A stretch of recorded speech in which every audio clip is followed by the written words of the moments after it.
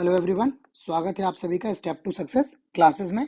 UP PCS की परीक्षाएं आने वाली हैं। समीक्षा अधिकारी, सहायक समीक्षा अधिकारी, review officer, assistant review officer और दूसरी परीक्षा यूपी पीसीएस का प्रीलिम्स 2024। ये परीक्षा जो है वो फरवरी में आयोजित होनी है, जबकि प्रीलिम्स जो है यूपी पीसीएस का वो मार्च में आयोजित होना है। तो इन्हीं दोनों परीक्षाओं को ध्यान में रखते हुए करंट अफेयर्स के प्रैक्टिस सेट हमने स्टार्ट किए हैं, जिसमें 9 प्रैक्टिस सेट आपको ऑलरेडी हम प्रोवाइड कर चुके हैं। हर एक प्रैक्टिस सेट में 50 क्वेश्चन है, तो 9 प्रैक्टिस सेट में हम आपको टोटल 450 क्वेश्चन अभी तक करवा चुके हैं। आज का ये प्रैक्टिस सेट 10वां है, जिसमें हम क्वेश्चन नंबर 451 से लेके 500 तक डिस्कस करेंगे। ये करंट अफेयर्स के सबसे महत्वपूर्ण प्रश्नों का संकलन है।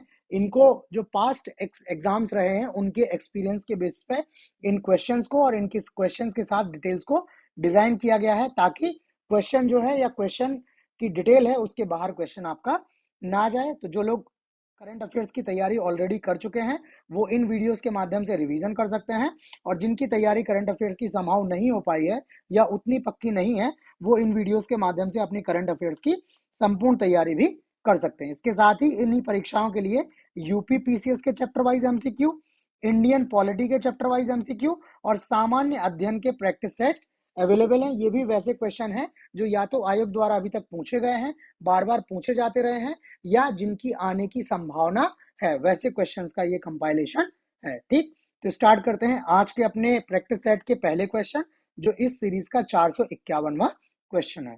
तो क्वेश्चन है, भारत ने किस देश को स्थानीय मुद्रा में कच्चे तेल का पहला भुगतान किया है?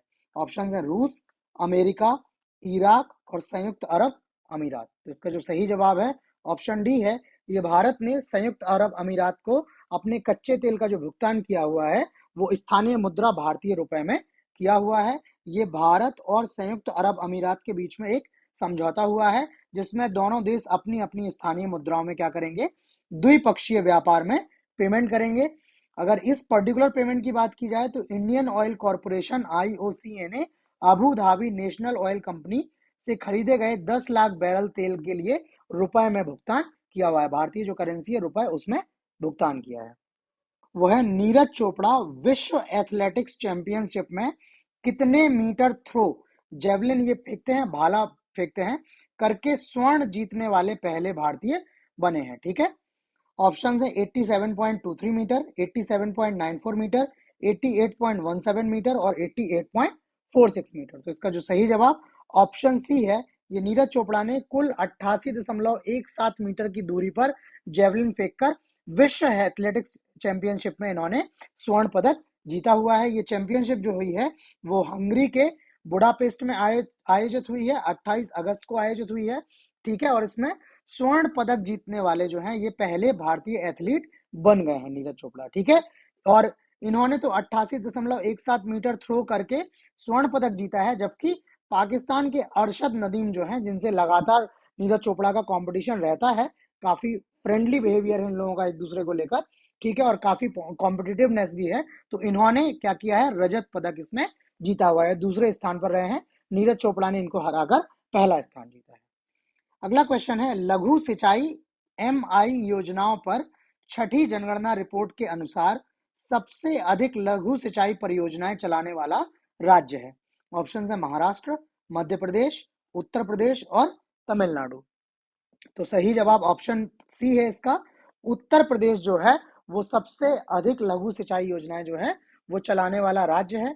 ठीक है, रिपोर्ट के मुताबिक जो है वो कुल 23.14 मिलियन लघु सिंचाई योजनाएं देश में दर्ज की हैं, जिसमें 21.93 मिलियन 94.8 भूजल या ग्राउंड वाटर, 1.21 मिलियन जो है वो सतही जल परियोजनाएं हैं, और उत्तर प्रदेश जो है वो सबसे अधिक लघु सिंचाई योजनाएं चलाता है। उसके बाद महाराष्ट्र, मध्य प्रदेश और तमिलनाडु का स्थान आता है। ठीक है, जबकि सतही जल योजनाओं में महाराष्ट्र जो है वो सबसे पहले स्थान पर आता है। ठीक है, ओवरऑल अगर बात की जाए तो उत्तर प्रदेश, और अगर सतही जल की बात की जाए तो महाराष्ट्र पहले स्थान पर आता है, और चूंकि इसमें उत्तर प्रदेश जो है वो पहले स्थान पर है, इस वजह से ये इन दोनों परीक्षाओं के लिए करंट अफेयर्स का अपने आप में एक महत्वपूर्ण क्वेश्चन हो जाता है।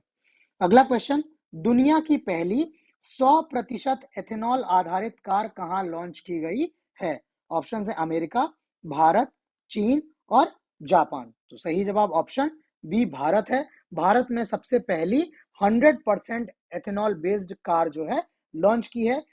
भारत ने विश्व का पहला BS6 भारत स्टेज 6 और स्टेज 2, इसमें अभी BS6 जो स्टैंडर्ड्स हैं उसमें स्टेज 2 विद्युतीकृत फ्लेक्स ईंधन वाहन जो है इन्होंने लॉन्च किया है।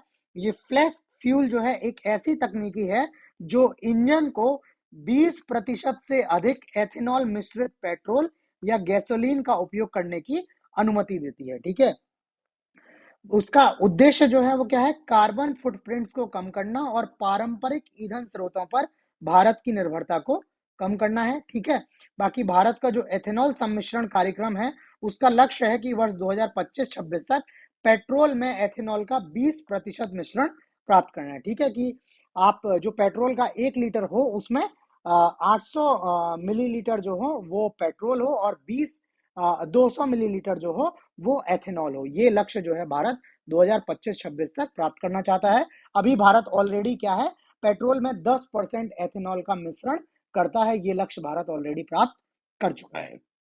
अगला क्वेश्चन है, शिकागो विश्वविद्यालय के ऊर्जा नीति संस्थान की नवीनतम वायु गुणवत्ता जीवन सूचकांक रिपोर्ट के अनुसार बढ़ते प्रदूषण से दक्षिण एशियाई देशों में प्रति व्यक्ति जीवन प्रत्याशा कितनी कम हो जाएगी, कितने वर्ष कम हो जाएगी? 3 साल, 4 साल, 5 साल और 6 साल। तो इसका जो सही जवाब ऑप्शन सी है। दक्षिण एशियाई देशों में जो जीवन प्रत्याशा है वो प्रति व्यक्ति 5 साल जो है वो कम हो जाएगी। ठीक है, इसका कारण क्या है, वैश्विक स्तर पर जो प्रदूषण है उसके कारण क्या हुआ, नष्ट होने वाले कुल जीवन वर्षों में आधे से अधिक दक्षिण एशियाई देशों में है, जिसमें बांग्लादेश, भारत, नेपाल और पाकिस्तान शामिल हैं। ठीक है, ये यहाँ पर हाई प्रोबेबिलिटी है। अगर सबसे प्रदूषित देश की बात की जाए तो बांग्लादेश है, और बांग्लादेश में क्या है, प्रति व्यक्ति औसतन जो है वो 6.8 वर्ष खो देगा।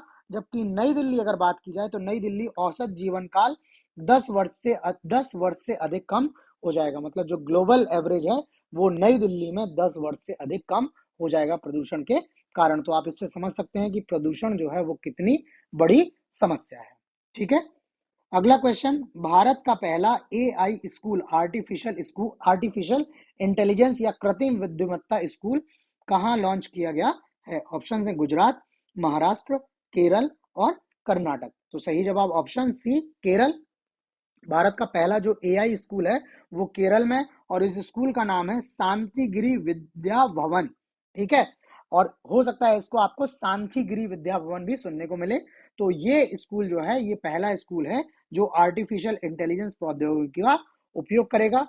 ये स्कूल जो है वो आई लर्निंग इंजन ILI USA और वैदिक ई स्कूल के साझेदारी का परिणाम है। ठीक है, और इसमें क्या है, सबसे पहले कक्षा 8 से 12 तक के छात्रों के लिए प्रशिक्षण इसमें स्टार्ट किया जाएगा, उसके बाद में इसका विस्तार किया जाना संभव है। आगे चलने से पहले मैं आपको बता दूं कि ये जो भी क्वेश्चंस हैं ये सारे क्वेश्चंस आपको as it is PDF form में भी हम अवेलेबल कराते हैं। उसके लिए ये हमारा टेलीग्राम का यूजर नेम दिया है, नीचे व्हाट्सएप नंबर दिया है, तो आप टेलीग्राम के माध्यम से या व्हाट्सएप के माध्यम से हमसे जुड़ के ये क्वेश्चंस की PDFs ले सकते हैं। ये PDF जो है एकदम मोबाइल फ्रेंडली है। ठीक है, आप इनको मोबाइल में खोलेंगे तो आपको जूम वूम करने की आवश्यकता नहीं होगी। आप इजीली, इनका फॉन्ट जो है इस तरह से रखा गया है कि आप मोबाइल में इजीली आसानी से इनको पढ़ सकते हैं, जिसके माध्यम से आप इनको कहीं भी कभी भी देख सकते हैं, रिवाइज कर सकते हैं। तो आप ये PDF हमसे टेलीग्राम व्हाट्सएप के थ्रू ले सकते हैं। ठीक है, नेक्स्ट क्वेश्चन देखते हैं। नेक्स्ट क्वेश्चन है, वर्ष 2023 का विश्व संस्कृत दिवस कब मनाया गया? ऑप्शन है 1 सितंबर, 2 सितंबर, 31 अगस्त और 30 अगस्त। तो सही जवाब ऑप्शन सी, वर्ष 2023 का जो विश्व संस्कृत दिवस है वो 31 अगस्त को मनाया गया है। ठीक है, और ये संस्कृत दिवस कब मनाया जाता है? हिंदू कैलेंडर के अनुसार जो है श्रावण मास की पूर्णिमा को विश्व संस्कृत दिवस मनाया जाता है। मतलब इसकी डेट जो है वो हर साल चेंज हो सकती है। जो हिंदू माह होते हैं उसमें जो श्रावण मास है उसकी पूर्णिमा के दिन इसको मनाया जाता है, और यह जागरूकता बढ़ाने और प्राचीन संस्कृत भाषा को पुनर्जीवित करने के लिए मनाया जाता है। कुछ स्पेशल फैक्ट्स हैं, सुधर्म जो है वो विश्व का एकमात्र संस्कृत समाचार है। यदि कोई आप लोगों में से जानता है कि ये सुधर्म जो समाचार पत्र है कहाँ से प्रकाशित होता है, कौन प्रकाशक है इसका, तो आप वो डिटेल हमें कमेंट करके बता सकते हैं। अगर आपको नहीं पता है तो आप ये गूगल करके या आप लोग जैसे भी आप संभव हो उसको फाइंड आउट कर लीजिएगा, हो सकता है आपसे ये पूछ लिया जाए। और संस्कृत भाषा जो है वो उत्तराखंड की दूसरी आधिकारिक भाषा या ऑफिशियल लैंग्वेज भी है, ठीक है, संस्कृत भाषा। ठीक, अगला क्वेश्चन देखते हैं। अगला क्वेश्चन है, रेलवे बोर्ड का अध्यक्ष और मुख्य कार्यकारी अधिकारी सीईओ चीफ एग्जीक्यूटिव ऑफिसर नियुक्त होने वाली पहली महिला है। ऑप्शन है परमिंदर चोपड़ा, अंजलि गोयल, सौम्या राघवन और जया वर्मा सिन्हा। तो सही जवाब ऑप्शन डी जया वर्मा सिन्हा है। ये जया वर्मा सिन्हा जी जो हैं वो रेलवे बोर्ड के अध्यक्ष, चेयरमैन रेलवे बोर्ड और मुख्य कार्यकारी अधिकारी चीफ एग्जीक्यूटिव नियुक्त होने वाली पहली महिला है। इसके अलावा ये परमिंदर चोपड़ा, अंजलि गोयल और सौम्या राघवन भी जो है अपने अपने क्षेत्र में पहली महिला है। ठीक है, तो आप इनके बारे में भी डिटेल देख लीजिएगा, जो लोग जानते हैं वो कमेंट करके भी हमें बता सकते हैं। नेक्स्ट क्वेश्चन है, भारत का पहला स्वदेशी रूप से विकसित परमाणु ऊर्जा संयंत्र जो पूरी क्षमता से चालू हो गया है स्थित है राजस्थान, तमिलनाडु, गुजरात और उत्तर प्रदेश। तो सही जवाब ऑप्शन सी गुजरात। ये भारत का जो पहला स्वदेशी रूप से विकसित परमाणु ऊर्जा संयंत्र है ये गुजरात में अपनी पूरी क्षमता से चालू हो गया है। एक्चुअल में गुजरात में कागरा परमाणु ऊर्जा संयंत्र जो है वो पहले से स्थापित है। इसी का विस्तार करते हुए इसमें 700 मेगावाट की तीसरी यूनिट को स्टार्ट किया है जो पूरी तरह से स्वदेशी है और इसने पूरी क्षमता से परिचालन भी शुरू कर दिया है। इसमें कागरापारा में ऑलरेडी यूनिट 1 और यूनिट 2 जो है वो मौजूद थी, ये 3 इसमें नई बनाई हुई है। एक एडिशनल फैक्ट है कि जो देश के परमाणु संयंत्र हैं उनका संचालन nuclear power corporation of India द्वारा किया जाता है। अगले क्वेश्चन पे चलते हैं। वर्ष 2023 के रेमन मैग्सेसे पुरस्कार से किस भारतीय को सम्मानित किया गया है? R Ravi Kannan, Korvi Rakshand, Eugenio Lemos और मिरियम कोरोनेल फेरर। तो इसका सही जवाब option A R Ravi Kannan है। ये आर रवि कन्नन जी जो हैं वो सर्जिकल ऑन्कोलॉजिस्ट हैं। ऑन्कोलॉजिस्ट कैंसर रोग विशेषज्ञों को बोला जाता है। ठीक है, इनको जो है वो वर्ष 2023 के रेमन मैग्सेसे पुरस्कार से सम्मानित किया गया है। ठीक है, इसमें कई विजेता होते हैं, उनमें से एक विजेता आर रवि कन्नन जी भी हैं। ठीक है, और इनको जो है वो जन केंद्रित और गरीब समर्थक स्वास्थ्य सेवा के माध्यम से असम में कैंसर उपचार में क्रांति लाने के लिए इनको ये पुरस्कार प्रदान किया गया है। ये कन्नन जी जो हैं वो असम के कछार कैंसर अस्पताल और अनुसंधान केंद्र के निदेशक या डायरेक्टर हैं। ठीक है, और इन्होंने कछार कैंसर अस्पताल और अनुसंधान केंद्र को एक पूर्ण विकसित व्यापक कैंसर अस्पताल और अनुसंधान केंद्र इन्होंने बनाया हुआ है। इसमें इन्होंने काफी योगदान दिया है, जिसको पहचानते हुए इनको ये सम्मानित पुरस्कार से सम्मानित किया गया है। इसके अलावा एक लिस्ट हमने दी है जो वर्ष 2023 के और रेमन मैग्सेसे पुरस्कार के विजेता हैं, उनका ये लिस्ट दिया हुआ है। ये लिस्ट आप हमसे टेलीग्राम व्हाट्सएप के माध्यम से पीडीएफ ले लीजिएगा, उसमें आप देख सकते हैं। और अगर आप लिखना चाहते हैं तो आप वीडियो को पॉज करके ये डिटेल लिख भी सकते हैं। अगला क्वेश्चन है, राष्ट्रीय पोषण सप्ताह कब मनाया जाता है? 2 से 8 सितंबर, 3 से 9 सितंबर, 4 से 10 सितंबर और 1 से 7 सितंबर। तो सही जवाब ऑप्शन डी है। प्रति वर्ष 1 से 7 सितंबर के बीच में जो है वो पोषण सप्ताह के राष्ट्रीय पोषण सप्ताह के रूप में मनाया जाता है। ये आहार में पर्याप्त पोषण की आवश्यकता के बारे में जागरूकता के बढ़ाने के लिए ये सप्ताह मनाया जाता है। इस सप्ताह के इस वर्ष की जो थीम थी, सभी के लिए किफायती स्वास्थ्य आहार जो है उपलब्ध कराना, ये इसकी थीम है। ठीक, इसके अलावा 8 मार्च 2018 को भारत को कुपोषण मुक्त बनाने के उद्देश्य से राजस्थान के झुंझुनू से पोषण अभियान की शुरुआत की गई थी। एक एडिशनल और इम्पोर्टेंट फैक्ट है, हो सकता है पूछ लिया जाए कि पोषण भारत अभियान जो है वो कब स्टार्ट किया गया, तो 8 मार्च 2018 को राजस्थान के झुंझुनू से ये स्टार्ट होता है। ठीक है, नेक्स्ट क्वेश्चन पे चलते हैं।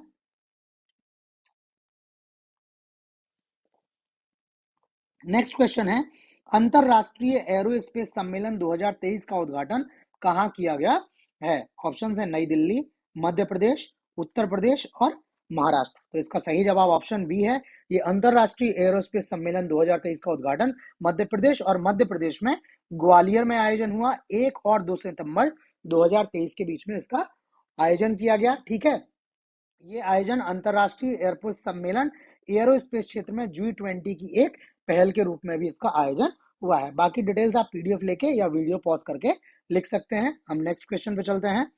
सरकार ने एक राष्ट्र एक चुनाव के लिए एक समिति का गठन किया है।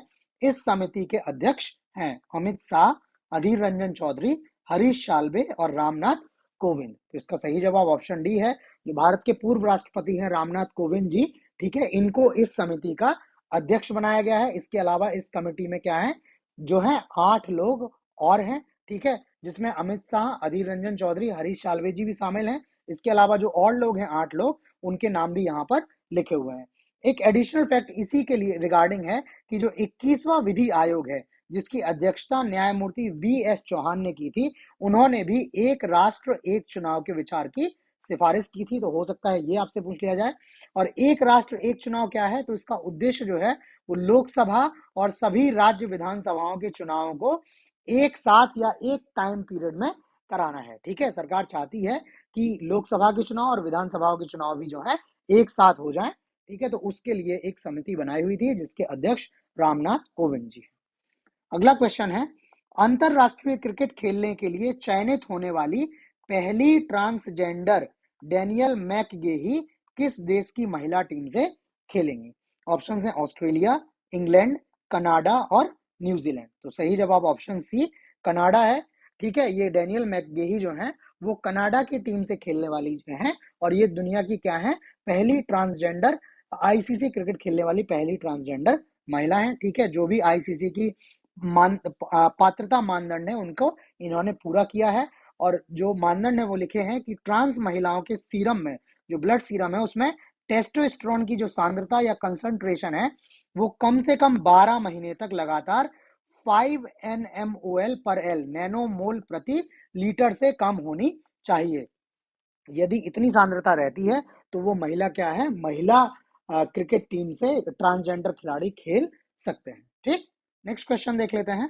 शिक्षा मंत्रालय द्वारा उल्लास नव भारत साक्षरता कार्यक्रम के तहत साक्षरता सप्ताह कब मनाया जाएगा? 2 से 9 सितंबर 2023, 1 से 8 सितंबर 2023, 4 से 11 सितंबर 2023 और 5 से 12 सितंबर 2023। तो सही जवाब ऑप्शन ए 1 से 8 सितंबर 2023 के तहत शिक्षा मंत्रालय द्वारा जो है वो साक्षरता सप्ताह मनाया गया।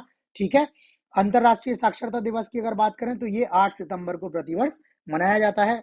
उल्लास का फुल फॉर्म है understanding of life long learning for all in society. ठीक है, ये नव साक्षरता कार्यक्रम के बारे में जागरूकता पैदा करना इसका उद्देश्य था। ठीक है, इसका उद्देश्य है मोबाइल ऐप पर शिक्षार्थियों और स्वयं सेवकों के लिए पंजीकरण की संख्या में वृद्धि करना। ये उल्लास मोबाइल ऐप है, इस मोबाइल पर पंजीकरण की संख्या में वृद्धि करना है। अगला क्वेश्चन, किस अमेरिकी राज्य ने आधिकारिक तौर पर अक्टूबर माह को हिंदू विरासत माह घोषित किया है? न्यू जर्सी, वॉशिंगटन, जॉर्जिया और कैलिफोर्निया। तो सही जवाब ऑप्शन सी है, अमेरिकी राज्य है जो है जॉर्जिया, जिसने आधिकारिक तौर पर अक्टूबर माह को हिंदू विरासत माह घोषित करने की घोषणा की है। जॉर्जिया के गवर्नर हैं ब्रायन कैंप।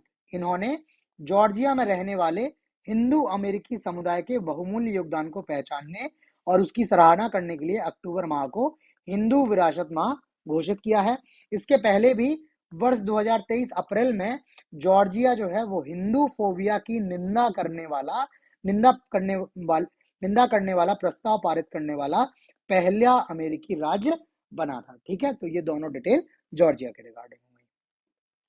अगला क्वेश्चन, जेल सुधारों पर गठित सुप्रीम कोर्ट के पैनल के अध्यक्ष थे? अजय लांबा, अमिताभ रॉय, रामनाथ कोविंद और प्रदीप कुमार मोहंती। तो सही जवाब ऑप्शन बी है, ये अमिताभ रॉय जो थे वो इस पैनल के अध्यक्ष थे। ठीक है, पैनल की सिफारिशों की बात की जाए तो पैनल ने महिला कैदियों को चिकित्सा सुविधाएं प्रदान करने के लिए टेलीमेडिसिन और वर्चुअल परामर्श का उपयोग करने की सिफारिश की है। इसके अलावा इन्होंने गैर सरकारी संगठनों के सहयोग से कैदियों को व्यावसायिक प्रशिक्षण प्रदान करने की भी सिफारिश की है और इन्होंने बोला है कि मनोवैज्ञानिक विकारों से पीड़ित महिला कैदियों को उचित परामर्श मिलना चाहिए, ये भी इन्होंने बोला हुआ है। इनका समाव मानना है कि जो महिला कैदी हैं उनको पुरुष कैदियों के कंपैरिजन में कम सुविधाएं मिलती हैं, इस वजह से इनका फोकस जो है वो महिला कैदियों की सुविधाओं की तरफ ज्यादा रहा है। ठीक है, अगला क्वेश्चन देखते हैं। भारतीय वैज्ञानिकों द्वारा विश्व के पहले रैपिड रिस्पांस डिजास्टर हॉस्पिटल का अनावरण किस नाम से किया गया है? आरोग्यम, निरोग साथी, आरोग्य मैत्री, सुश्रुत चिकित्सालय। तो सही जवाब ऑप्शन सी, ये आरोग्य मैत्री द्वारा मैत्री नाम से भारतीय वैज्ञानिकों द्वारा विश्व के पहले रैपिड रिस्पांस डिजास्टर हॉस्पिटल का अनावरण किया है। ये हॉस्पिटल जो है वो केवल 8 मिनट में पूरी तरह से चालू हो सकता है। मतलब अगर कहीं पे कोई आपदा आई है जहां पर चिकित्सीय सहायता की तत्काल आवश्यकता है, तो 8 मिनट में वहां पर पूरा का पूरा ये हॉस्पिटल खड़ा किया जा सकता है। इस हॉस्पिटल में एक ऑपरेशन थिएटर भी होगा और एक मिनी गहन देखभाल इकाई आईसीयू, इंटेंसिव केयर यूनिट भी यहाँ पर होगी। इसका जो उद्देश्य है वो है दूर दराज और कम सेवा वाले क्षेत्रों में सेवाएं प्रदान करना, जहां संसाधन दुर्लभ हैं या चिकित्सा सहायता तक पहुंच जो है वो चुनौतीपूर्ण है। ठीक है, अगले क्वेश्चन पर चलते हैं। देश की पहली सोलर सिटी का उद्घाटन कहाँ किया गया है? उत्तर प्रदेश, राजस्थान, मध्य प्रदेश और गुजरात। तो सही जवाब ऑप्शन सी है, ये मध्य प्रदेश। और मध्य प्रदेश की भी अगर बात करें तो मध्य प्रदेश के सांची में देश की पहली सोलर सिटी का उद्घाटन किया गया है। सरकार का लक्ष्य है कि 2070 तक देश के हर राज्य में एक सोलर सिटी विकसित हो। ठीक है, ये सरकार का उद्देश्य है। ठीक है, और ये जो सोलर सिटी है इसमें बैटरी चालित ई रिक्शा और जो बैटरी चालित कूड़ा वाहन है ये भी चलाए जाएंगे और ई वाहन चार्जिंग स्टेशन भी इसमें स्थापित किए जाएंगे। ये तो बहुत आवश्यक है, ई वाहन चार्जिंग स्टेशन स्थापित करना, तभी जाके आप बैटरी ऑपरेटेड या ई वाहनों को प्रमोट कर सकते हैं। अगला क्वेश्चन, G20 शिखर सम्मेलन स्थल पर दुनिया की सबसे ऊंची नटराज की प्रतिमा स्थापित की गई है।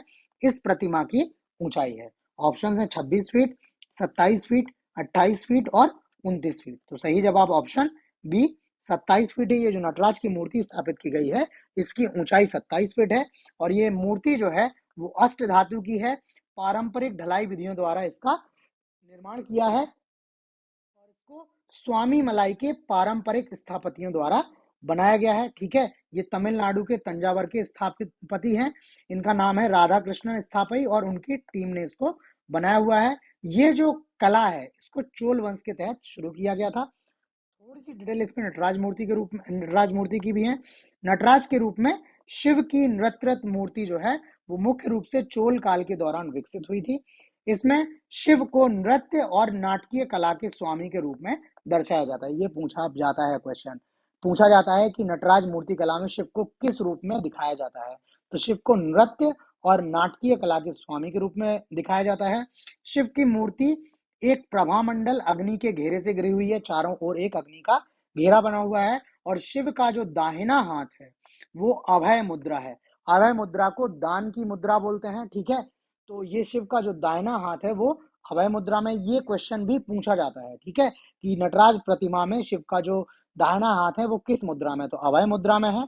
ठीक है, और इसमें क्या है, शिव का ब्रह्मांडीय नृत्य जो है वो ब्रह्मांड के चक्रीय निर्माण और विनाश का प्रतीक है। इसको तांडव के नाम से भी बोलते हैं, शिव तांडव भी बोलते हैं। ठीक, अगले क्वेश्चन पे चलते हैं। अंतरराष्ट्रीय साक्षरता दिवस कब मनाया जाता है? 5 सितंबर, 6 सितंबर, 7 सितंबर और 8 सितंबर। तो सही जवाब ऑप्शन डी 8 सितंबर है। अभी वो साक्षरता सप्ताह की बात की थी, उस टाइम भी ये क्वेश्चन डिस्कस किया है। 8 सितंबर है और इस वर्ष का जो विषय था वो था संक्रमण में दुनिया के लिए साक्षरता को बढ़ावा देना, टिकाऊ और शांतिपूर्ण समाज के लिए नींव का निर्माण। ठीक, और अगर बात करें तो 26 अक्टूबर 1966 को यूनेस्को ने 8 सितंबर को अंतरराष्ट्रीय साक्षरता दिवस घोषित किया था। ठीक है, आगे चलने से फिर मैंने आपको पहले बता दूं कि ये सभी क्वेश्चन जो है आप पीडीएफ फॉर्म में भी हमसे ले सकते हैं। ये पीडीएफ एज इट इज रहेंगी, इनका फॉन्ट भी इस तरह से है कि आप इनको मोबाइल में आराम से पढ़ सकते हैं। तो आप उनको लेने के लिए हमें टेलीग्राम, व्हाट्सएप पर कॉन्टेक्ट कर सकते हैं। टेलीग्राम का यूजर नेम, व्हाट्सएप नंबर यहाँ लिखा है, वीडियो डिस्क्रिप्शन में भी टेलीग्राम का लिंक दिया हुआ है। ठीक है, आप उस लिंक के थ्रू भी टेलीग्राम ज्वाइन करके और हमसे ये पीडीएफ ले सकते हैं। ठीक है, अगला क्वेश्चन है, निम्न में कौन सा संगठन औपचारिक रूप से 9 सितंबर 2023 को G20 समूह में शामिल हो गया है? यूरोपियन यूनियन, अफ्रीकी संघ, पोलैंड और जापान। तो सही जवाब ऑप्शन बी अफ्रीकी संघ है। औपचारिक रूप से जो है 9 सितंबर 2023 को अफ्रीकी संघ G20 का सदस्य बन गया है। ठीक है, ये 18वां जो G20 शिखर सम्मेलन है ये भारत मंडपम नई दिल्ली में आयोजित किया गया, ठीक है। और जो G20 की अध्यक्षता की है, जो भारत ने की है, उसका जो विषय है वो है वसुधैव कुटुंबकम, एक पृथ्वी एक परिवार एक भविष्य। इसकी थीम बहुत इंपॉर्टेंट है, हो सकता है पूछा जाए, क्योंकि G20 बहुत चर्चा में रहा है। थोड़ी सी डिटेल यहाँ पे अफ्रीकी संघ के बारे में लिखी है। आप ये डिटेल चाहें तो वीडियो पॉज करके लिख सकते हैं, या आप PDF के थ्रू भी ले लेंगे आप, तो उसमें आपको ये सारी डिटेल मिल जाएंगी, ठीक है। अगले क्वेश्चन पे, सैन्य अभ्यास वरुण के 21वें संस्करण का आयोजन किन दो देशों की नौसेनाओं के बीच किया गया? भारत और अमेरिकी नौसेना, भारत और जापान, भारत और ऑस्ट्रेलिया, भारत और फ्रांस। इसका सही जवाब ऑप्शन डी है। ये जो सैन्य अभ्यास वरुण है, ये भारत और फ्रांस की नौसेनाओं के बीच में आयोजित किया गया, ठीक है। ये अभ्यास जो है वो अरब सागर में आयोजित किया गया, ठीक। और ये अभ्यास जो है वो भारत फ्रांस रणनीतिक साझेदारी के 25वें वर्ष का प्रतीक है, ठीक है। भारत और फ्रांस की जो स्ट्रेटेजिक कॉपरेशन है उसको 25 वर्ष हो गए हैं, उसी के उपलक्ष्य में ये 21वां संस्करण मनाया गया है। भारत फ्रांस के साथ और भी युद्ध अभ्यास आयोजित करता है, जिसमें एक अभ्यास का नाम गरुण है, एक वरुण है, और भी अभ्यास हैं। तो आप एक चाहें तो लिस्ट बना लीजिएगा कि भारत और फ्रांस के बीच में कितने सैन्य अभ्यास होते हैं, क्योंकि एक ही देश के साथ जब मल्टीपल अभ्यास होते हैं तो इंपॉर्टेंट हो जाता है कि कौन सा अभ्यास किस सेनाओं के बीच में आयोजित किया जा रहा है। अगला क्वेश्चन, स्वच्छ वायु सर्वेक्षण 2023 में 10 लाख से अधिक आबादी वाले शहरों में पहले स्थान पर रहा है। आगरा, अमरावती, इंदौर और ठाणे। तो सही जवाब ऑप्शन सी इंदौर है। जो 10 लाख से अधिक आबादी वाले शहर हैं उनमें स्वच्छ वायु सर्वेक्षण में इंदौर पहले स्थान पर रहा है। ये सर्वेक्षण केंद्रीय प्रदूषण नियंत्रण बोर्ड द्वारा आयोजित किया गया है, ठीक है। और इसी समय स्वच्छ वायु कार्यक्रम की कार्यान्वयन की निगरानी के लिए प्राण नाम से जो है एक पोर्टल लॉन्च किया। उसका नाम फुल फॉर्म है portal for regulation of air pollution in non attainment cities, ये लॉन्च किया गया है, ठीक है। इसके साथ ही और भी रैंकिंग्स हैं, वो जो विजेता हैं पहले श्रेणी यहाँ पे लिखी है, पहला स्थान, दूसरा स्थान, तीसरा स्थान। तो 10 लाख से अधिक जनसंख्या की श्रेणी में इंदौर पहले स्थान पर, आगरा दूसरे स्थान पर, ठाणे तीसरे स्थान पर, ये महाराष्ट्र में है MH। 3 से 10 लाख की जनसंख्या में अमरावती, मुरादाबाद और गुंटूर। 3 लाख से कम जनसंख्या में परवाणु, काला अम्ब और अंगुल। तो यहाँ पर दो जो हैं वो उत्तर प्रदेश के हैं। तो हो सकता है ये इससे रिलेटेड क्वेश्चन आपसे इस PCS प्री या RO ARO की परीक्षा में क्वेश्चन आ जाए। इसमें क्वेश्चन वैसे हमने जरूर इंक्लूड किए हैं जिसमें उत्तर प्रदेश किसी ना किसी रूप में शामिल है, ठीक है। तो उससे दो आपके कार्य सध जाएंगे। एक तो ये यूपी स्पेशल का भी क्वेश्चन हो गया और यूपी से रिलेटेड करंट का क्वेश्चन भी हो गया। अगला क्वेश्चन है, हाल में चर्चित निपाह वायरस के बारे में सही कथन का चयन करें। पहला है, इसके प्राकृतिक रिजर्वायर टेरोपस जीनस के चमगादड़ या फ्रूट बैट्स हैं। दूसरा, वायरस मस्तिष्क की सूजन इंसेफ्लाइटिस या श्वसन रोगों की विशेषता वाली गंभीर बीमारी का कारण बनता है। तीसरा है, केरल के कोझिकोड से निपाह वायरस के मामले सामने आए, ठीक है। ऑप्शन से केवल एक और दो, दो और तीन, एक, दो और तीन। तो इसका जो सही जवाब है ऑप्शन डी है। ये तीनों कथन जो है वो एकदम सही है, ठीक है। तीनों कथन आप देख लीजिए, इसमें जो भी डिटेल लिखी है सही है। थोड़ी सी और डिटेल निपाह वायरस के बारे में, इसको अत्यधिक रोगजनक पैरामिक्सो वायरस के नाम से भी जाना जाता है, ठीक है। इसके जो प्राकृतिक रिजर्वायर हैं ये टेरोपस जीनस के चमगादड़ या फ्रूट बैट्स हैं। रोग के रूप में विकसित होने में या प्रकट होने में कुल समय जो है वो 6 से 21 दिन का समय लगता है, इंक्यूबेशन पीरियड इसको बोलते हैं, ठीक है। और इस वायरस के प्रसार के दो मुख्य तरीके हैं। पहला, NIV से दूषित कच्चे खजूर का रस पीना, और निपाह संक्रमित रोगियों के साथ निकट शारीरिक संपर्क। ये दो तरीके हैं जिससे आप निपाह वायरस के जो है संपर्क में आ सकते हैं। मुख्य लक्षण जो है वो बुखार, डेलीरियम, कमजोरी, सिरदर्द, सांस की तकलीफ, खांसी, उल्टी, मांसपेशियों में दर्द, ऐंठन और दस्त। ये निपाह वायरस से अगर आप संक्रमित हैं तो इस तरह की विशेषताएं जो है वो देखने को मिल सकती हैं, ठीक है। नेक्स्ट क्वेश्चन है, केंद्रीय मंत्रिमंडल ने उज्ज्वला योजना को कब तक विस्तारित करने का फैसला लिया है? ऑप्शन है 2026, 2027, 2025 और 2028। तो सही जवाब ऑप्शन ए है। जो केंद्रीय मंत्रिमंडल है उसने उज्ज्वला योजना को वर्ष 2026 तक विस्तारित करने का निर्णय लिया है। ठीक है, इन्होंने बोला हुआ है कि हम 2024 से 2025-26 तक 7.5 मिलियन और नए कनेक्शनों तक विस्तारित किया है इन्होंने योजना को, मतलब इस टाइम पीरियड में 7.5 मिलियन नए कनेक्शन इशू करने हैं। ठीक है, बात करें अगर वर्तमान की, तो 1 अप्रैल 2023 तक भारत में करीब 314 मिलियन घरों में एलपीजी कनेक्शन थे। ठीक है, ये उज्ज्वला योजना जो है, ये प्रधानमंत्री श्री नरेंद्र मोदी द्वारा इसकी शुरुआत वर्ष 2016 में की गई थी, और इसका जो उद्देश्य था वो गरीब परिवारों की महिलाओं को जमा मुक्त डिपॉजिट फ्री एलपीजी कनेक्शन प्रदान करना था। ठीक है, इसका उद्देश्य है। अगले क्वेश्चन देखते हैं।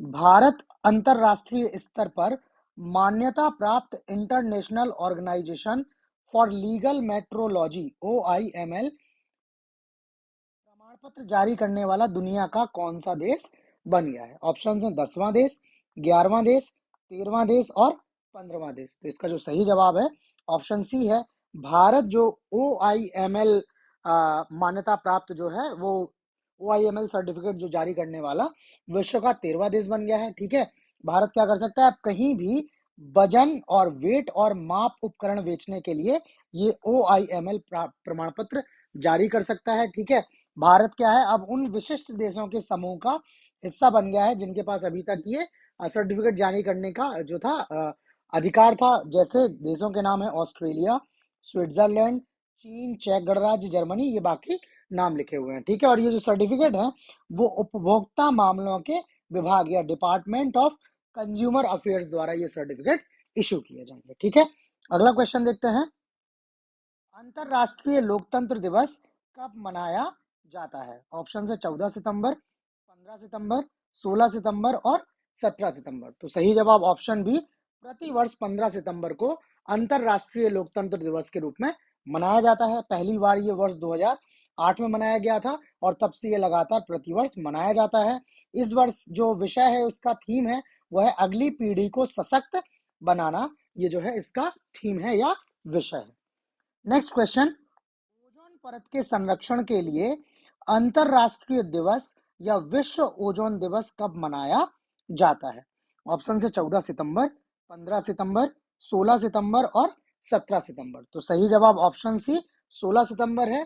प्रतिवर्ष ओजोन संरक्षण के लिए अंतरराष्ट्रीय दिवस या विश्व ओजोन दिवस जो है वो 16 सितंबर को मनाया जाता है। ठीक है, इसी दिन क्या हुआ था, ठीक 1987 में ओजोन परत को नष्ट करने वाले पदार्थों पर जो मॉन्ट्रियल प्रोटोकॉल है उस पर हस्ताक्षर की वर्षगांठ को चिन्हित करने के लिए ये दिवस मनाया जाता है। ठीक है, बाकी आप सभी लोग अवेयर ही हैं कि ओजोन परत जो है वो सूर्य की हानिकारक जो परावैंगनी किरण है, अल्ट्रा वायलेट रेज या यूवी रेज है, उनसे पृथ्वी की रक्षा करता है। ठीक है, और अगर ये परत का क्षरण होता है और ये यूवी रेज सीधे मनुष्य के शरीर के संपर्क में आती हैं तो मनुष्य को क्या हो सकता है, त्वचा का कैंसर, स्किन कैंसर, और जो पारिस्थितिकी तंत्र है उसका विनाश हो सकता है, इकोसिस्टम क्या हो सकता है, डिस्ट्रॉय हो सकता है। ठीक है, इसलिए ये ओजोन परत जो है वो मानव जीवन के लिए बहुत अधिक महत्वपूर्ण है। अगले क्वेश्चन पे चलते हैं। अगला क्वेश्चन है, हाल में हुए साहेल सुरक्षा समझौते में निम्न में कौन शामिल नहीं है? माली, बुर्किना फासो, नाइजर और चाड। ये जो समझौता हुआ है ये सितंबर 2023 में समझौता हुआ है। ठीक है, तो ये हाल के वर्ड को आप सितंबर 2023 से रिप्लेस कर सकते हैं। तो इसका जो सही जवाब है ऑप्शन डी है। इस समझौते में जो है वो 4 देश शामिल नहीं है। इसमें माली, बुर्किना फासो, नाइजर, ये इन तीनों देशों के सैन्य नेताओं द्वारा इस पर हस्ताक्षर किए हैं। इसके साथ ही ये लिप्टाको गॉर्मा चार्टर ने साहिल राज्यों के गठबंधन की स्थापना की। ठीक है, ये लिप्टाको गॉर्मा जो क्षेत्र है ऐसा क्षेत्र है जहां माली, बुर्किना फासो और नाइजर की सीमाएं क्या है, मिलती हैं। जब आप मैप देखेंगे अफ्रीका का तो आपको उसमें ये लिप्टाको गार्मा क्षेत्र देखने को मिल जाएगा। और ये जो तीनों देश हैं ये अलकायदा, इस्लामिक स्टेट से जुड़े इस्लामिक विद्रोहियों को रोकने के लिए संघर्ष कर रहे हैं। ठीक है, तो इनके पास एक कॉमन गोल भी है, आतंकवाद से अपने देशों की रक्षा करना। ठीक, तो ये है। बाकी थोड़ी सी डिटेल इसमें साहिल क्षेत्र के बारे में लिखी है, डिटेल आप पढ़ लीजिएगा। पहले ही बता चुका हूं कि आप टेलीग्राम और व्हाट्सएप के माध्यम से हमसे जुड़ के ये जो भी हम लोग क्वेश्चंस डिस्कस कर रहे हैं ये PDF ले सकते हैं टेलीग्राम और व्हाट्सएप का। यूजर नेम और मोबाइल नंबर यहाँ लिखा हुआ है, वीडियो डिस्क्रिप्शन में भी लिंक है, आप उसके थ्रू भी टेलीग्राम से हमसे जुड़ सकते हैं। ठीक है, अगले क्वेश्चन पे चलते हैं हम।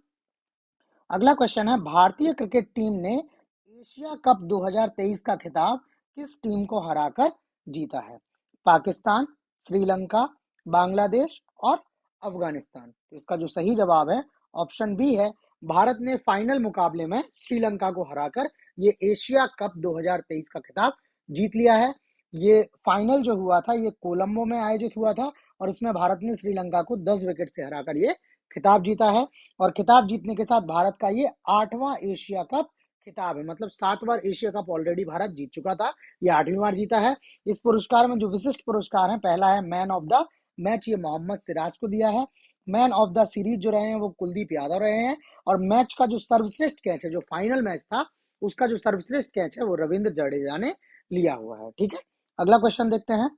भारत की एला वेनिल बेला रिवान ने आईएसएसएफ विश्व कप शूटिंग में महिलाओं की 10 मीटर एयर राइफल स्पर्धा में कौन सा पदक जीता है? ऑप्शन है कांस्य पदक, रजत पदक, स्वर्ण पदक और कोई नहीं। तो सही जवाब ऑप्शन सी स्वर्ण पदक है। ये एला वेनिल बेलियर रिवान जो है, इन्होंने आईएसएसएफ विश्व कप शूटिंग में महिलाओं की 10 मीटर एयर राइफल में इन्होंने स्वर्ण पदक जीता है, पहला स्थान हासिल किया है।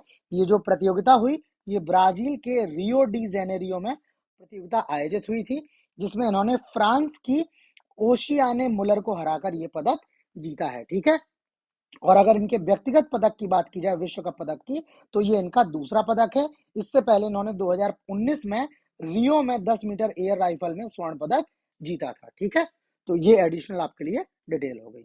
अगला क्वेश्चन, यूनेस्को की विश्व विरासत सूची में भारत का 42वां यूनेस्को विश्व धरोहर स्थल बन गया है। ऑप्शंस हैं होयसला मंदिर, शांति निकेतन, सूर्य मंदिर मोढेरा और श्री वीरभद्र मंदिर। तो सही जवाब ऑप्शन ए, ये होयसला मंदिर जो है, ठीक है, ये कर्नाटक के बेलूरू, हेलेबिडु या हासन जिला और सोमनाथपुर मैसूर जिला, ठीक है, दो जिले हो गए, मैसूर जिला और हासन जिला। हासन जिला में हेलेबिडु और बेलूरू में, और मैसूर जिला के सोमनाथपुर में ये मंदिर जो है वो स्थित हैं। और इनको 18 सितंबर 2023 को 2023 को 42वां यूनेस्को विश्व धरोहर स्थल के रूप में शामिल कर लिया गया है। अगर 41वां जो यूनेस्को विश्व धरोहर स्थल है भारत का, वो शांति निकेतन है। ठीक, थोड़ी सी डिटेल होयसला मंदिर के बारे में, इनको हेलेविडु मंदिरों के नाम से भी जाना जाता है। निर्माण इनका 12वीं और 13वीं शताब्दी में होयसल राजाओं द्वारा किया गया था। ये मंदिर जो है वो बेसिकली शिव और विष्णु को समर्पित हैं। इसके साथ साथ इनमें जैन धर्म के चित्र भी अंकित मिलते हैं। इसके जो मुख्य मंदिर है उसका नाम है चेन्ना केशव मंदिर। ठीक है, उसके बाद से इस मंदिर में क्या है, अधिष्ठात्र जो देवता है इसके, वो भगवान विष्णु है। ये बेलूरू हासन जिला में स्थित है। होयसालेश्वर मंदिर जो है ये भगवान शिव को समर्पित है। हेलेबिडु हासन जिले में स्थित है। और केशव मंदिर जो है वो सोमनाथपुरा गांव मैसूर जिला में स्थित है। ठीक है, इनकी जो निर्माण की शैली है वो हाइब्रिड या बेसर शैली है। ठीक है, जैसे अभी कुछ दिन पहले राम मंदिर की चर्चा हो रही थी तो वो नागरा शैली में बना हुआ है, वैसे ही ये मंदिर निर्माण की वेसर शैली में इनका निर्माण हुआ है। अगला क्वेश्चन है, नई संसद में सदन की प्रथम बैठक किस तारीख को आयोजित की गई? जो नया संसद भवन का निर्माण हुआ था उसमें जो संसद सांसदों की बैठक हुई है, वो पहला सेशन जो है वो किस दिन स्टार्ट हुआ है? ऑप्शंस हैं 18 सितंबर, 19 सितंबर, 20 सितंबर और 17 सितंबर। तो सही जवाब ऑप्शन बी 19 सितंबर है। ये जो सदन की प्रथम बैठक है वो नए संसद भवन में 19 सितंबर को हुई। ठीक है, जो संसद का विशेष सत्र था वो 18 से 22 सितंबर के बीच में आयोजित किया गया, जिसमें 18 सितंबर को लोग जो हैं वो सांसद हैं वो पुराने संसद में भवन बैठे और 19 सितंबर को सभी लोग नए संसद भवन में शिफ्ट हुए और लोकसभा और राज्यसभा दोनों सदनों की बैठक नए संसद भवन में हुई थी। बाकी संसद भवन का निर्माण किसने किया है, कैसे हुआ है, क्या कॉस्ट आया है, कब इसका उद्घाटन हुआ था, इससे रिलेटेड क्वेश्चन हम ऑलरेडी डिस्कस कर चुके हैं। ठीक है, अगला क्वेश्चन है, कौन सी राज्य सरकार संस्कृत भाषा संवर्धन के लिए संस्कृत प्रतिभा खोज प्रतियोगिता का आयोजन कर रही है? ऑप्शन है मध्य प्रदेश, राजस्थान, बिहार और उत्तर प्रदेश। तो सही जवाब ऑप्शन डी है, ये उत्तर प्रदेश सरकार है, वो संस्कृत भाषा के संवर्धन के लिए, एनरिचमेंट के लिए संस्कृत प्रतिभा खोज प्रतियोगिता का आयोजन कर रही है। ठीक है, इसका जो उद्देश्य है प्रतियोगिता का, छात्रों के बीच संस्कृत में अधिक रुचि को बढ़ावा देना, असाधारण प्रतिभाशाली संस्कृत विद्वानों की पहचान करना और उनकी शैक्षणिक गतिविधियों को बढ़ावा देने के लिए उन्हें वित्तीय सहायता प्रदान करना। तो 3 लक्ष्य हो गए। पहले तो लोगों की रुचि बढ़ाना है, जो लोग ऑलरेडी इस विधा में विद्वान हैं उनकी शिक्षा को, आगे की शिक्षा को जो है बढ़ावा देना। ठीक है, और उनको क्या करना है, फाइनेंशियल हेल्प प्रोवाइड करना है। ठीक, और इसमें कक्षा 6 से लेकर स्नातकोत्तर मतलब पोस्ट ग्रेजुएशन तक के छात्र क्या कर सकते हैं, भाग ले सकते हैं। ठीक, नेक्स्ट क्वेश्चन है, सिम्बेक्स 2023 अभ्यास भारत और किस देश की नौसेना के बीच आयोजित हो रहा है, आयोजित हुआ था? ऑप्शंस है अमेरिका की नौसेना, फ्रांस की नौसेना, सिंगापुर की नौसेना और जापान की नौसेना। तो सही जवाब ऑप्शन सी है, ये सिम्बेक्स जो है ये भारत और सिंगापुर की नौसेनाओं के बीच का संयुक्त सैन्य अभ्यास है। ठीक है, तो ये भारत और सिंगापुर की नौसेनाओं के बीच में आयोजित हुआ और इसका जो मुख्य उद्देश्य है वो है भारत और सिंगापुर की नौसेनाओं के बीच अंतर संचालनीयता और आपसी समझ को बढ़ावा देना है, म्यूचुअल अंडरस्टैंडिंग और इंटरकॉपरेबिलिटी को बढ़ावा देना है। अगला क्वेश्चन है, अंतरराष्ट्रीय शांति दिवस कब मनाया जाता है? 21 सितंबर, 22 सितंबर, 19 सितंबर और 17 सितंबर। तो सही जवाब ऑप्शन ए है, प्रतिवर्ष 21 सितंबर को अंतरराष्ट्रीय शांति दिवस के रूप में आयोजित किया जाता है। इसकी शुरुआत वर्ष 1981 में हुई थी। 1981 से लगातार 21 सितंबर को अंतरराष्ट्रीय शांति दिवस के रूप में सेलिब्रेट किया जा रहा है। जो 2023 में अंतरराष्ट्रीय शांति दिवस हुआ उसका जो थीम था, विषय था, शांति के लिए कार्य, हैशटैग वैश्विक लक्ष्यों के लिए हमारी महत्वाकांक्षा। ये हैश का चिन्ह इसमें था। ठीक है, तो ये हैश का चिन्ह इसमें एज इट इज हमने लिखा हुआ है। नेक्स्ट क्वेश्चन, किस राज्य में आदि शंकराचार्य की 108 फीट ऊंची प्रतिमा का अनावरण किया गया है? ऑप्शन है उत्तर प्रदेश, गुजरात, मध्य प्रदेश और कर्नाटक। तो सही जवाब ऑप्शन सी है, ये मध्य प्रदेश में, और मध्य प्रदेश की जो तीर्थ नगरी है ओंकारेश्वर। ठीक है, ये ओंकारेश्वर है, यहाँ पर जगत गुरु आदि शंकराचार्य की 108 फीट ऊंची प्रतिमा जिसका नाम है स्टैचू ऑफ वननेस, ONENESS, ठीक है, अननेस का अनावरण किया गया है। ठीक है, और ये दुनिया में शंकराचार्य की सबसे ऊंची प्रतिमा है। ठीक, ये जो ओंकारेश्वर है, जो शिव जी के 12 ज्योतिर्लिंग है, 12 ज्योतिर्लिंग है, उनमें ये ओंकारेश्वर जो है वो चतुर्थ ज्योतिर्लिंग है और ये नर्मदा नदी के किनारे स्थित है। इसी ज्योतिर्लिंग में आकर शंकराचार्य जी ने दीक्षा ली थी और इनके गुरु जो हैं वो गुरु गोविंद भगवत पाद हैं। ठीक है, इन्हीं गुरु से ये शंकराचार्य जी जो हैं वो यहाँ मिले। 4 वर्ष तक रहकर इन्होंने विद्या अध्ययन किया और यहीं पे अपने गुरु से इन्होंने जो है वो दीक्षा ली है। तो इस वजह से ये ज्योतिर्लिंग जो है वो शंकराचार्य के निजी जीवन से लेकर काफी महत्वपूर्ण यहाँ पर जो है वो महत्वपूर्ण है। अगला क्वेश्चन है, दुर्लभ तत्व वेनेडियम की खोज किस राज्य में की गई है? राजस्थान, तमिलनाडु, कर्नाटक और गुजरात। तो सही जवाब ऑप्शन डी है, ये गुजरात राज्य में। और गुजरात में अभी अगर बात करें तो गुजरात का जो भावनगर जिला है, भावनगर जिले के पास अलंग शहर है, अलंग शहर के पास खंबात की खाड़ी में जो नमूने एकत्र किए हैं उसमें जो वेनेडियम तत्व जो है इसकी जो है उपस्थिति की पुष्टि हुई है। ये जो वेनेडियम तत्व है इसका जो प्राथमिक स्रोत है वो है टाइटेनोमैग्नेटाइट जो है इसका प्राइमरी सोर्स है। और विश्व का जो 88% वेनेडियम है ये इसी अयस्क से निकाला जाता है। ठीक, इसका उपयोग जो होता है वो स्टील और टाइटेनियम को अधिक मजबूती प्रदान करने के लिए किया जाता है। इसका जो संक्षारण है, इरोजन है, दो इजीली नहीं होता है और इसका उच्च तापमान के प्रति इसका स्थायित्व मतलब इसका गलनांक जो है वो बहुत ऊंचा है, मतलब बहुत हाई टेम्परेचर को ये बर्दाश्त कर सकता है। इसी वजह से इसका उपयोग जो है वो जेट इंजन के पुर्जों और विद्युत घटकों में भी किया जाता है, इनके निर्माण में इसका उपयोग किया जाता है। तो ये वेनेडियम जो है वो बहुत ही महत्वपूर्ण धातु है वर्तमान समय में। अगला question, digital quality of life index 2023 में भारत किस स्थान पर रहा है? ऑप्शन है 45वें, 52वें, 62वें और 74वें। तो सही जवाब ऑप्शन बी जो digital quality of life index 2023 है, उसमें भारत जो है वो 52वें स्थान पर रहा है। ये सर्वेक्षण जो है वो कराया है साइबर सुरक्षा फर्म है सर्फ शार्क, ठीक है, ये फर्म का नाम है सर्फ शार्क। इस फर्म द्वारा ये सर्वेक्षण किया गया है, जिसमें 121 देशों के आधार पर इसका अध्ययन किया गया है, ठीक है, जिसमें इस वर्ष भारत ने 7 पायदान की छलांग लगाई है। मतलब 2023 में जो भारत की रैंकिंग है वो 7 अंक सुधरी है। 2022 में भारत की 59वीं रैंकिंग थी, 2023 में ये रैंकिंग बदल के क्या हो गई है, 52 हो गई, 52 हुई है, ठीक है। और अगर शीर्ष स्थान की बात करें तो सिंगापुर और सऊदी अरब को शीर्ष स्थान पर इसमें रखा गया है। ये दोनों देश जो हैं वो संयुक्त रूप से शीर्ष स्थान पर रहे हैं। अगला क्वेश्चन है, निम्न में से किस शहर में पहली बार दिव्यांग जनों का महाकुंभ आयोजित किया गया है, ठीक है। ऑप्शंस जो हैं आपके उज्जैन, पटना, वाराणसी और जयपुर। तो सही जवाब इसका जो है वो ऑप्शन सी है। ये जो दिव्यांगजनों का महाकुंभ है ये पहली बार बनारस में आयोजित किया गया है। ये आयोजन 17 सितंबर 2023 को हुआ है, ठीक है।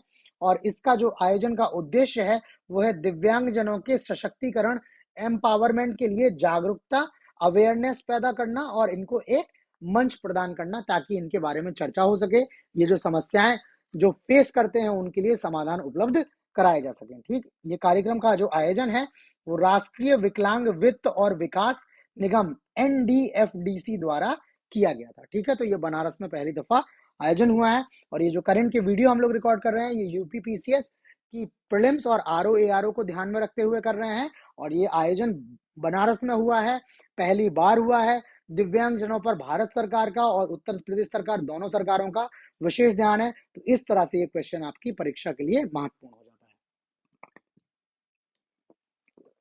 है।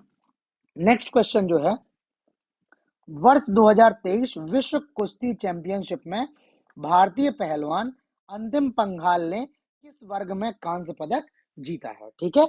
ऑप्शन है 55 किलोग्राम वर्ग, 60 किलोग्राम वर्ग, 53 किलोग्राम वर्ग और 50 किलोग्राम वर्ग। तो सही जवाब ऑप्शन सी है। ये जो भारतीय पहलवान है अंतिम पंघाल, ये 53 किलोग्राम वर्ग में खेलती हैं, ठीक है। और इन्होंने इस वर्ग में कांस्य पदक जीता है विश्व कुश्ती चैंपियनशिप में। ये चैंपियनशिप का आयोजन 16 से 24 सितंबर 2023 तक बेलग्रेड सर्बिया में हुआ था। और ये कांस्य पदक जीतने के साथ इन्होंने पेरिस ओलंपिक 2024 का कोटा भी हासिल कर लिया। मतलब इन्होंने पेरिस ओलंपिक 2024 के लिए क्वालिफाई कर लिया। ये आप लोग जानते हैं कि 2024 ओलंपिक जो है वो पेरिस में आयोजित होने हैं, ठीक है। ये अंतिम पंघाल जो है इन्होंने 2 बार की चैंपियन इम्माजोना डेनिस मालमग्रेन को हरा के ये जो है इन्होंने पदक जीता हुआ है, ठीक। अगला क्वेश्चन है, संसद से पारित महिला आरक्षण विधेयक 2023 कौन सा संविधान संशोधन विधेयक है। ऑप्शन है 123वां, 115वां, 103वां और 128वां। तो इसका सही जवाब ऑप्शन डी है। ये 128वां संविधान संशोधन विधेयक है जो पारित हो गया है। इसका नाम जो है वो नारी शक्ति वंदन अधिनियम के नाम से भी इसको जाना जा रहा है। ये 20 सितंबर को लोकसभा में और 21 सितंबर 2023 को राज्यसभा में पारित हुआ, ठीक है। अगर वर्तमान लोकसभा की बात की जाए तो लोकसभा में कुल 542 सदस्य हैं, जिनमें 78 जो हैं सदस्य महिलाएं हैं। मतलब अगर परसेंटेज में बात करें तो 14.39% जो हैं वो महिला सदस्य हैं, ठीक है। और अगर राज्य विधानसभाओं की बात करें तो राज्य विधानसभाओं में कुल सदस्यों में औसतन 9% महिलाएं हैं। मतलब महिलाओं का जो प्रतिनिधित्व है वो बहुत ज्यादा कम है। और इसी प्रतिनिधित्व को बढ़ाने के लिए ये सरकार द्वारा विधेयक पारित किया गया है, ठीक है, पारित किया गया है। इस विधेयक की जो विशेषताएं हैं वो यहाँ पर विशेषताएं लिखी हैं कि इसमें क्या होगा, लोकसभा और राज्य विधानसभाओं में सभी सीटों में से 1/3 सीटें, 1/3 जो सीट्स हैं वो महिलाओं के लिए आरक्षित की जाएंगी। इसके अलावा जो लोकसभा और विधानसभा में अनुसूचित जाति, SC और ST के लिए जो सीटें आरक्षित हैं उन आरक्षित सीटों की कुल संख्या का 1/3 महिलाओं के लिए आरक्षित होगा। मतलब अगर 90 सीटें SC ST के लिए आरक्षित हैं तो उन 90 में से 30 सीटें SC ST महिलाओं के लिए आरक्षित हो जाएंगी, ठीक है। और जो प्रत्येक परिसीमन प्रक्रिया होगी उसके बाद महिलाओं के लिए आरक्षित सीटों को बदला जाएगा, ठीक है। और ये अधिनियम लागू होने के बाद महिलाओं के लिए आरक्षण 15 साल तक के लिए होगा। मतलब जो इनिशियल जो टाइमलाइन उन्होंने बोली है कि 15 साल के लिए है, बाकी इसको क्या किया जा सकता है, आगे बढ़ाया जा सकता है। ठीक, उसके बाद से ये आरक्षण लागू कब होगा, तो लागू होगा जनगणना और परिसीमन की प्रक्रिया पूरे होने के बाद ही लागू होगा। अभी परिसीमन पर रोक लगी है जो 2026 तक हट सकती है, तो 2026 में जब परिसीमन होगा उसके बाद ही ये विधेयक लागू होगा। ठीक है, परिसीमन के बाद जो नई विधानसभा का चुनाव होगा 2026 में जो है वो परिसीमन की सीमा हटेगी। ठीक है, तो 2026 के बाद परिसीमन होगा और जो नया सेशन आएगा, नई लोकसभा आएगी, अगर जो 2024 में लोकसभा चुनी जानी है वो अपने पूरे 5 साल पूरे कर लेते हैं तो नया चुनाव 2029 में होगा। तो ये विधेयक संभावना बताई जा रही है कि 2029 के बाद ही लागू हो सकता है। ठीक है, अगला क्वेश्चन देखते हैं। नॉर्मन बोरलॉग फील्ड अवार्ड 2023 किसने जीता है? डॉक्टर रितु करिधाल, वनीता मुथैया, डॉक्टर स्वाति नायक और कल्पना। सही जवाब ऑप्शन सी है, ये डॉक्टर स्वाति नायक जो हैं ये नॉर्मन बोरलॉग फील्ड अवार्ड 2023 इनको चुना गया है। ये वर्तमान में अंतरराष्ट्रीय चावल अनुसंधान संस्थान में बीज प्रणाली और उत्पाद प्रबंधन के लिए इनको ये दक्षिण एशिया प्रमुख हैं। ठीक है, इनको ये जो है पुरस्कार दिया गया है। थोड़ी सी बात नॉर्मन बोरलॉग फील्ड अवार्ड्स के लिए, ये क्या है, 40 वर्ष से कम आयु के वैज्ञानिकों को खाद्य एवं पोषण सुरक्षा और भूख उन्मूलन के क्षेत्र में उनके असाधारण कार्य के लिए दिया जाता है। तो इसमें सबसे इंपॉर्टेंट जो है वो आयु है कि आपकी आयु जो है वो 40 वर्ष से कम होनी चाहिए। नोबेल पुरस्कार विजेता हैं डॉक्टर नॉर्मन बोरलॉग, उनकी स्मृति में ये पुरस्कार दिया जाता है। इसमें $10,000 का नगद पुरस्कार दिया जाता है और ये पुरस्कार विश्व खाद्य पुरस्कार फाउंडेशन WFPF द्वारा दिया जाता है। ठीक, नेक्स्ट क्वेश्चन है, भारत ड्रोन शक्ति 2023 का उद्घाटन कहाँ किया गया है? ऑप्शन है जयपुर, पुणे, गाजियाबाद, कोलकाता। सही जवाब ऑप्शन सी है, इसका जो उद्घाटन है वो 25 सितंबर को उत्तर प्रदेश के हिंडन गाजियाबाद में भारतीय वायुसेना बेस पर ये 2 दिवसीय भारत ड्रोन शक्ति कार्यक्रम का उद्घाटन किया गया है। और कार्यक्रम में ये जो है वो ड्रोन, कृषि ड्रोन, अग्निशमन ड्रोन, सबका जो है वो प्रदर्शन हुआ है। भारत स्वयं को क्या है, ड्रोन के हब के रूप में विकसित करना चाहता है, ड्रोन उत्पादन के हब के रूप में विकसित करना चाहता है। इन्हीं सब लक्ष्यों को ध्यान में रखते हुए इस तरह के सम्मेलन भारत आयोजित कर रहा है। ठीक है, नेक्स्ट क्वेश्चन चलने से पहले मैं आपको फिर से बता दूं कि ये जो भी क्वेश्चंस हैं ये आपको हम पीडीएफ फॉर्म में भी प्रोवाइड करेंगे। उसके लिए आप हमें टेलीग्राम और व्हाट्सएप से जुड़ सकते हैं। टेलीग्राम का लिंक भी दिया हुआ है वीडियो डिस्क्रिप्शन में, उससे टेलीग्राम से हमसे जुड़ के आप ये पीडीएफ वहां से ले सकते हैं। ठीक है, अगला क्वेश्चन है, बड़ी बिल्लियों बिग कैट्स के लिए एक नया संरक्षित क्षेत्र वीरांगना दुर्गावती टाइगर रिजर्व किस राज्य में स्थित है? उत्तर प्रदेश, मध्य प्रदेश, बिहार और राजस्थान। तो सही जवाब जो है वो ऑप्शन बी है। ये जो वीरांगना दुर्गावती टाइगर रिजर्व है ये मध्य प्रदेश में स्थित है। ठीक है, और ये मध्य प्रदेश का क्या है, 7वां संरक्षित क्षेत्र है। ठीक है, जो है राज्य का 7वां आरक्षित क्षेत्र है। 6 बाघ अरण्य टाइगर रिजर्व भी हैं, कान्हा, बांधवगढ़, सतपुड़ा, पेच, पन्ना और संजय डोगरी, ये 6 टाइगर रिजर्व हैं। 7वां ये टाइगर रिजर्व और हो जाएगा। ठीक है, बाकी अगर देश में सर्वाधिक बाघों की संख्या की बात हो तो मध्य प्रदेश में ही सर्वाधिक बाघ हैं। मध्य प्रदेश में कुल 785 बाघ हैं, जबकि दूसरा स्थान कर्नाटक का 563 बाघ हैं और तीसरे स्थान पर उत्तराखंड में 560 बाघ हैं। ठीक है, तो कर्नाटक और उत्तराखंड में बहुत ज्यादा डिफरेंस नहीं है। अगला क्वेश्चन, मोटो जीपी भारत, मोटो जीपी इंडिया के पहले संस्करण का आयोजन कहाँ किया गया है? मुंबई, बेंगलोर, ग्रेटर नोएडा और पुणे। तो इसका जो सही जवाब ऑप्शन सी है, ये मोटो जीपी भारत के पहले संस्करण का आयोजन ग्रेटर नोएडा में, और ग्रेटर नोएडा में जो बुद्ध इंटरनेशनल सर्किट है उस सर्किट में 22 से 24 सितंबर के बीच में इसका आयोजन हुआ है। और इस मोटो जीपी में क्या है, इटली के मार्को विजेंची हैं। ठीक है, इन्होंने ये भारतीय जीपी या इंडियन मोटर जीपी इन्होंने जीती हुई है, और स्पेन के जॉर्ज मार्टिन जो है वो दूसरे स्थान पर रहे। ठीक है, ये फिर से ग्रेटर नोएडा में जो बुद्ध इंटरनेशनल सर्किट है इसमें ये हुआ है, पहली दफा हुआ है भारत में, तो ये उत्तर प्रदेश करंट की दृष्टि से महत्वपूर्ण क्वेश्चन हो जाता है। अगला क्वेश्चन, प्रथम आसियान संयुक्त सैन्य अभ्यास SX-01N का आयोजन कहाँ किया जाएगा या कहाँ किया गया? भारत, इंडोनेशिया, श्रीलंका और चीन। तो सही जवाब ऑप्शन बी है। ये आयोजन इंडोनेशिया में किया गया और इंडोनेशिया के दक्षिण नाटुना सागर में ये आयोजन किया गया। ठीक है। और आयोजन का जो अभ्यास का जो उद्देश्य है वो क्या है? सामाजिक और मानवीय पहलुओं पर जोर देने के लिए संरचित है, जो संकट के समय में क्षेत्रीय लचीलापन और तत्परता को बढ़ावा देने का इरादा रखता है। ठीक है। अगर कभी कोई ऐसी घटना होती है जहां पर सैन्य जो है कॉपरेशन की जरूरत है, तो वैसे समय पर ये ऐसे अभ्यास जो है वो बहुत महत्वपूर्ण साबित होते हैं। नेक्स्ट है, भारत की पहली ग्रीन हाइड्रोजन से चलने वाली बस किसके द्वारा लॉन्च की गई है? ONGC, Hindustan petroleum, Indian oil और रिलायंस इंडस्ट्रीज। तो सही जवाब ऑप्शन सी है। ये भारत की पहली ग्रीन हाइड्रोजन से चलने वाली बस का जो इनॉग्रेशन लॉन्चिंग की गई है वो इंडियन ऑयल द्वारा किया गया है। ठीक है। और ये जो ग्रीन हाइड्रोजन से चलने वाली बस होगी ये सिर्फ पानी उत्सर्जित करती है। ठीक है। इससे जो एमिट करेगी ये केवल पानी उत्सर्जित करेगी। ठीक है। तो इससे क्या है, प्रदूषण की समस्या जो है काफी हद तक जो है वो कम की जा सकती है। नेक्स्ट है, विश्व पर्यटन दिवस 2023 कब मनाया जाता है या कब मनाया गया? 25 सितंबर, 26 सितंबर, 27 सितंबर और 28 सितंबर। तो सही जवाब ऑप्शन सी है। ये प्रतिवर्ष 27 सितंबर को विश्व पर्यटन दिवस के रूप में मनाया जाता है। ठीक है। वही बात फिर से मैं आपको बता दूं कि ये जितने भी दिवस होते हैं वो बेसिकली जागरूकता बढ़ाने के लिए ही सेलिब्रेट किए जाते हैं। और इस वर्ष का जो विषय है वो है पर्यटन और हरित निवेश। और ये क्वेश्चन इंपॉर्टेंट इसलिए भी है बिकॉज कोविड के टाइम के बाद जो है वो सरकार भी टूरिज्म को काफी ज्यादा प्रमोट कर रही है, ताकि क्या हो, जो स्टेट की इकोनॉमी है जो बेसिकली टूरिज्म पर डिपेंडेंट थी और कोविड के टाइम पे वो एकदम वहां पे किसी भी तरह का कोई टूरिज्म हो नहीं पाया, लोग आ जा नहीं पाए, तो वहां थोड़ा सा जो है वो आय की समस्या थी।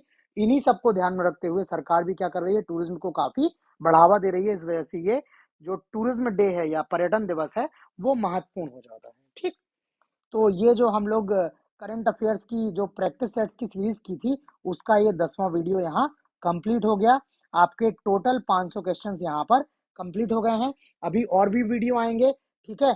हम आपको जो आरओ एआरओ की परीक्षा है उस परीक्षा के लिए हम आपको 15 जनवरी 2024 तक जितने भी क्वेश्चंस होंगे करंट के वो क्वेश्चंस हम प्रोवाइड करेंगे। और जो पीसीएस का प्री है ये परीक्षा जो है वो मार्च में होनी है। तो 15 फरवरी 2024 तक जितना भी करंट होगा वो सारा करंट हम आपको प्रैक्टिस सेट के माध्यम से प्रोवाइड करेंगे। तो अभी और भी वीडियो आएंगे, इसलिए आप चैनल को अगर आपने सब्सक्राइब नहीं किया है तो सब्सक्राइब करके रखें, नोटिफिकेशन ऑन करें, ताकि जैसे ही वीडियो आए वो आपको तुरंत से पता लग जाए। बिकॉज अब बहुत ज्यादा समय नहीं रह गया है परीक्षाओं के लिए। और ये जो हमने क्वेश्चंस डिस्कस किए, वीडियो का प्रेजेंटेशन कैसा रहा, आप कितना समझ पाए, ये आप हमें लाइक करके कमेंट करके जरूर बताएं। ठीक है। तो इतना ही। बाकी नए क्वेश्चंस के साथ, नए प्रैक्टिस सेट के साथ जल्द मिलते हैं। तब तक के लिए धन्यवाद।